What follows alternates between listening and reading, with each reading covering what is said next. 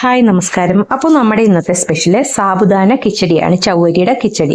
അതിനുവേണ്ടി ഞാനിവിടെ ചവ്വരി കുതിർത്ത് വെച്ചിട്ടുണ്ട്. ഒരു 3-4 മണിക്കൂർ പച്ചവെള്ളത്തിൽ നന്നായിട്ട് കഴുകി കുതിർത്ത് വെച്ചിരിക്കുന്ന ചവ്വരിയാണിത്.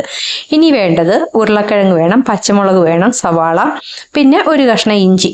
ഞാൻ ദേ ഇവിടെ കിഴങ്ങെല്ലാം വൃത്തിയായിട്ട് തോല് കളഞ്ഞ് എടുത്തു വെച്ചിട്ടുണ്ട്. ഇതെല്ലാം ഇതേപോലത്തെ കഷ്ണങ്ങളായിട്ട് നമുക്ക് അരിഞ്ഞെടുക്കണം. എന്നിട്ട് ഒരു പാൻ അടുപ്പിൽ വെച്ചിട്ട് അതിലേക്ക് കുറച്ച് എണ്ണ ഒഴിക്കാം. എണ്ണ ഒഴിച്ചിട്ട് നമുക്ക് കുറച്ച് വേണമെങ്കിൽ ജീരകം ഇടാം കേട്ടോ. ജീരകം ഇട്ട് പൊട്ടിക്കഴിയുമ്പോൾ ഇതുപോലെ കപ്പലണ്ടി ഇടണം. കപ്പലണ്ടിയും കടലപ്പരിപ്പ് ഉണ്ടെങ്കിൽ കടലപ്പരിപ്പ് ഇടാം, ഇഷ്ടമാണെങ്കിൽ. എന്നിട്ട് നമ്മൾ പൊടിയായി അരിഞ്ഞു വെച്ചിരിക്കുന്ന പച്ചമുളക്, ഇഞ്ചി, ഉള്ളി ഒക്കെ ഇട്ട് നന്നായിട്ടൊന്ന് വഴറ്റിയെടുക്കാം. ഇത് ഇത്തിരി നന്നായിട്ട് വഴണ്ട് കഴിയുമ്പോഴത്തേക്ക് നമുക്കിതിലേക്ക് അരിഞ്ഞു വെച്ചിരിക്കുന്ന ഉരുളക്കിഴങ്ങ് കഷ്ണങ്ങളും കൂടി ചേർക്കാം.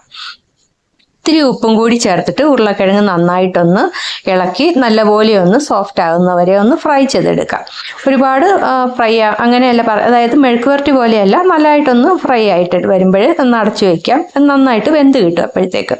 അല്ലാതെ വെള്ളം ഒരുപാട് ഒഴിച്ചങ്ങ് വേവിക്കുകയൊന്നും വേണ്ട കേട്ടോ. കാരണം നമ്മൾ ഇനി ഇതിനകത്തോട്ട് കുറച്ച് വെള്ളം ചേർത്ത് ഇത്തിരി ഒന്ന് വേവിക്കുന്നുണ്ട്. അത് കാരണം ഇപ്പം അങ്ങനെ ഒരുപാട് വെള്ളമൊന്നും ചേർക്കണ്ട. ഇനി നമുക്കിതിലേക്ക് ഇത്തിരി മുളക് പൊടി, ഇത്തിരി മഞ്ഞൾപ്പൊടിയും കൂടി ചേർക്കാം. ഇത്രയാണ് നമ്മൾ. ഒരുപാട് എരിയുള്ള ഒരു ഐറ്റം അല്ല ഇത്. അതുകൊണ്ട് കുറച്ച് മാത്രം മുളക് പൊടി ചേർത്താൽ മതി. നമ്മൾ നോയമ്പൊക്കെ ഉള്ള സമയത്തുണ്ടല്ലോ ഇത് കഴിക്കാൻ നല്ലതാണ്. പിന്നെ ഇത് നല്ല ഒരു ഫേമസ് ആയിട്ടുള്ളൊരു സ്ട്രീറ്റ് ഫുഡുമാണ്. ഇനി നമുക്കിതിലേക്ക് നമ്മൾ കുതിർത്ത് വെച്ചിരിക്കുന്ന ചവ്വരി ചേർക്കാം. ചവ്വരി ചേർത്തിട്ട് നന്നായിട്ടൊന്ന് ഇളക്കാം. ഉപ്പൊക്കെ ഈ സമയത്ത് നന്നായിട്ട് കറക്റ്റ് ചെയ്തണം.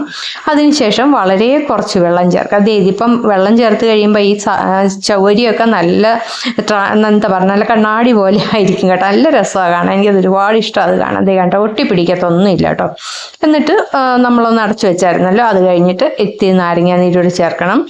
എന്നിട്ട് കുറച്ച് മല്ലിയില അരിഞ്ഞതും കൂടി ഇട്ട് ഒന്ന് ഇളക്കി സെർവ് ചെയ്യാം. അടിപൊളി സാബുദാന കിച്ചടി റെഡി.